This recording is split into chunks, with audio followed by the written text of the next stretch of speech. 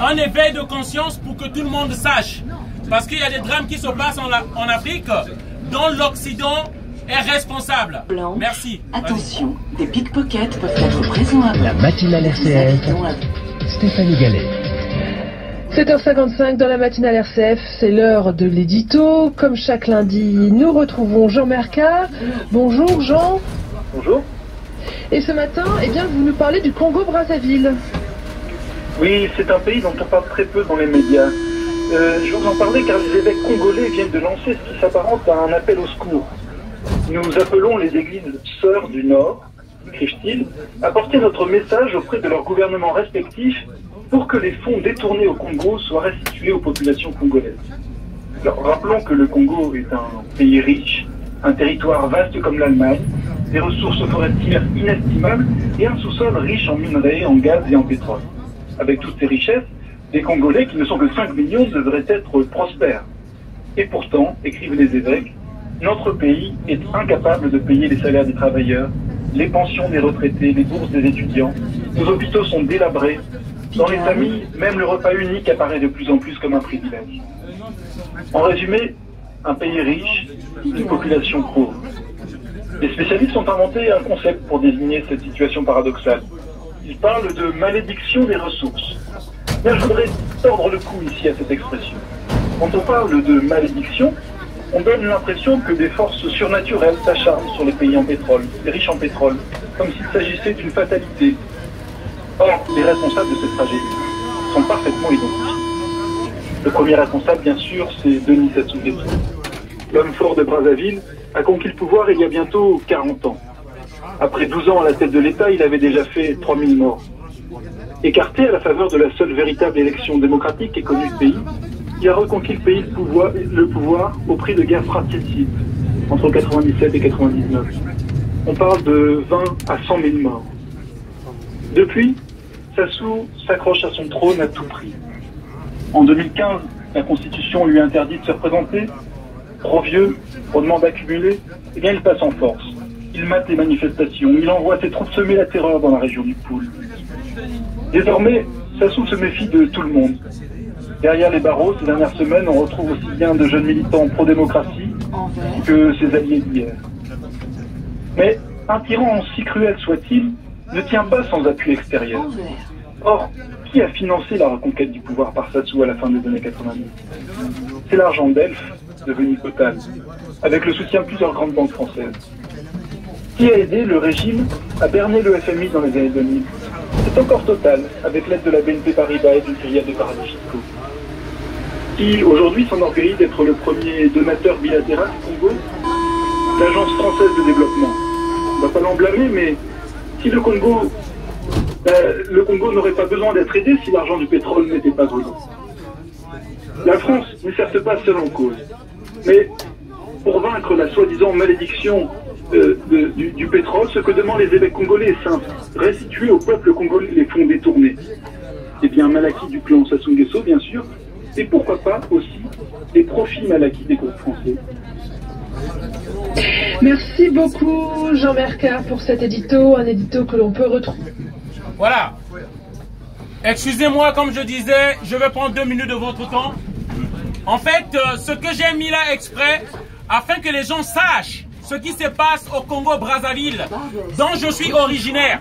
Je suis un immigré africain venu en France à cause d'une guerre orchestrée, organisée par des médiocres Congolais dont Chirac a donné les armes.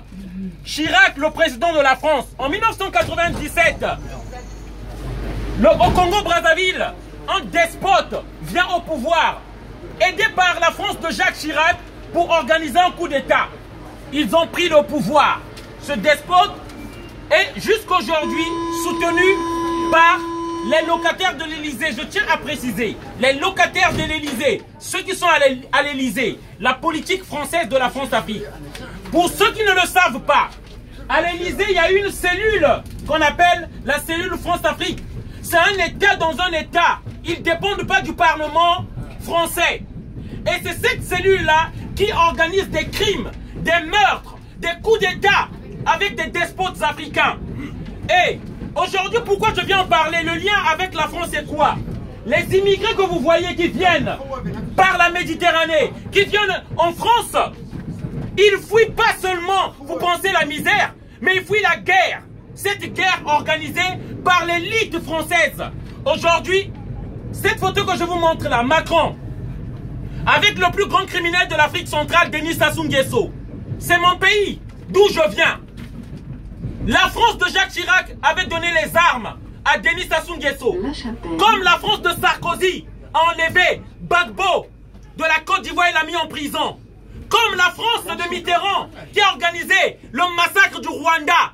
Comme la France de De Gaulle qui a fait tuer Sylvanus Olymphe du Togo. Qui a fait tuer Barthélemy Boganda de la Centrafrique. En fait, la politique française de l'Élysée est là pour tuer tous les présidents nationalistes de l'Afrique. Et le message que je viens de vous faire passer, c'est pour vous expliquer. La société Total Elf, c'est le bras armé de la France en Afrique qui pille le pétrole du Congo-Brazzaville, qui pille le pétrole du Gabon, sans que nous, les autochtones, nous puissions en bénéficier. Moi qui viens là, comme je vous ai dit, je suis un immigré. Je ne suis pas venu ici par choix. J'ai fui les armes. Les armes que la France offre aux dictateurs. La France préfère que les dictateurs soient au pouvoir en Afrique.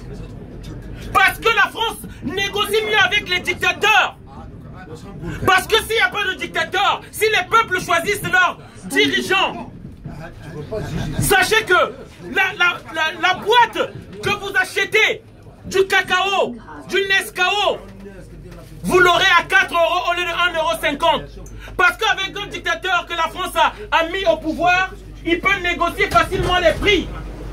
Aujourd'hui, le message que je viens de faire passer, c'est pour vous dire, les immigrants que vous voyez en France, nous fuyons les guerres. Il faut qu'on se réveille. Il faut qu'on se réveille et que nous disons un mot aux dirigeants français. Ils ne peuvent plus soutenir les dictateurs qui sont en Afrique. Ils ne peuvent plus soutenir Ouattara. Ils ne peuvent plus soutenir Ali Bongo. Ils ne peuvent plus soutenir Sassou Nguesso. Voilà. Si aujourd'hui vous voyez moi immigré, je suis ici, c'est à cause des armes françaises qu'on a données aux dictateurs qui sont chez nous et qui détruisent nos pays. Les Occidentaux, comme l'Amérique, la Belgique, la France, ont jugé mieux de négocier avec les dictateurs comme les Kabila, comme ceux du Cameroun, Biya. Et je suis dans ces métros-là pour un éveil de conscience. Comme nous n'avons pas de place dans les plateformes de BFM TV, de toutes ces chaînes de télévision, nous venons ici pour éveiller les consciences. C'est le cri de l'Afrique. C'est mort de la Méditerranée. On n'en a pas besoin. C'est mort de la Méditerranée, pardon. C'est la résultante de ces dictateurs occidentaux qui soutiennent les dictateurs. Voilà le message que je voulais vous faire passer. Merci encore, désolé d'avoir crié et de vous avoir importuné. Je vous souhaite une bonne soirée. Merci.